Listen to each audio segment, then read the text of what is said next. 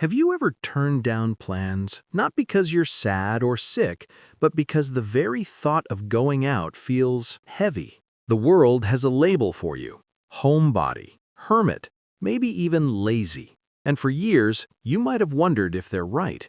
But what if that pull to stay home isn't a flaw in your character, but a feature of your neurology? Psychology and neuroscience reveal a very different story, one where preferring your own space is a sign of a complex, deep, and highly attuned mind.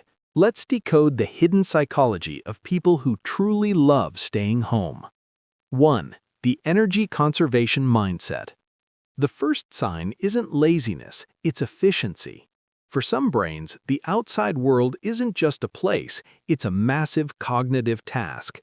Every outing requires planning, navigating unpredictable social cues, processing loud sounds, and managing stimuli. It's mentally expensive. Psychologists call this energy conservation behavior. Your brain isn't avoiding life, it's strategically allocating its finite resources. Home is the environment where your mind can operate with the least friction, preserving its energy for deep thought, creativity, and emotional regulation, rather than wasting it on survival in overstimulation. 2. The predictability seeker. Studies show that for many who prefer home, routine and a controlled environment significantly lower cortisol, the stress hormone. The outside world is full of variables, unexpected conversations, traffic, strangers, noise. But at home, you control the variables.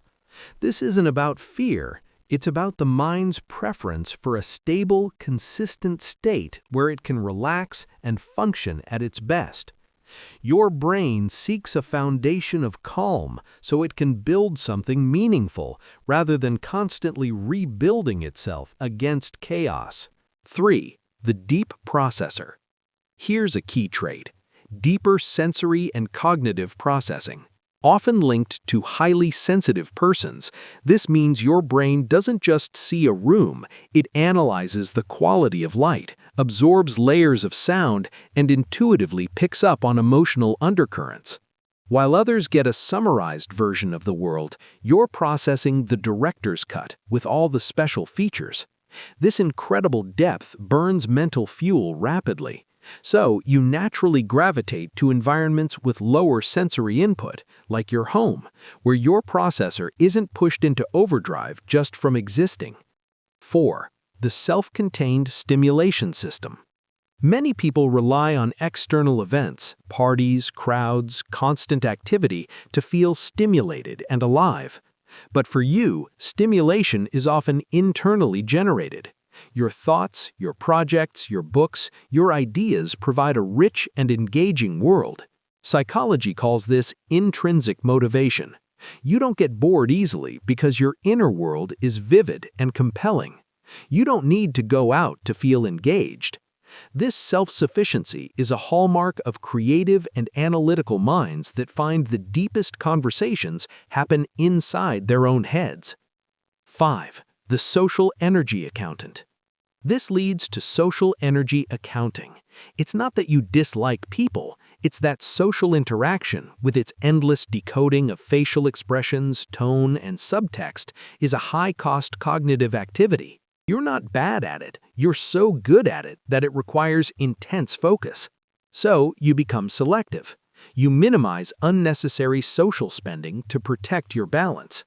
This is intelligent self-regulation, not social avoidance. You prefer a few meaningful, deep connections over many shallow ones, and you cultivate those in environments you can control. 6. The safety-conditioned brain. Your brain learns. When you repeatedly come home and feel your nervous system settle, your shoulders drop, and your mind quiet, a powerful association forms. Home equals safety, recovery, authenticity. The outside world becomes cognitively linked with performance and effort. Over time, staying in isn't a choice against the world, it's a choice for your well-being. Your brain has wisely learned where it heals and grows. Your homebody mind is an asset. So, if you see yourself in these signs, understand this. Your preference for home isn't a limitation, it's the architecture of a mind built for depth, awareness, and preservation of its most valuable resource, itself. You're not missing out, you're tuning in to a richer inner world, to calm, and to a sustainable way of living that much of the noisy world is desperately trying to learn. Your home isn't a hiding place. For a mind like yours, it's the perfect headquarters.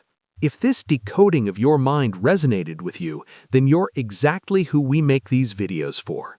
Subscribe to Mind Decoded and hit the notification bell. We turn the science of your mind into your greatest strength. Thanks for watching.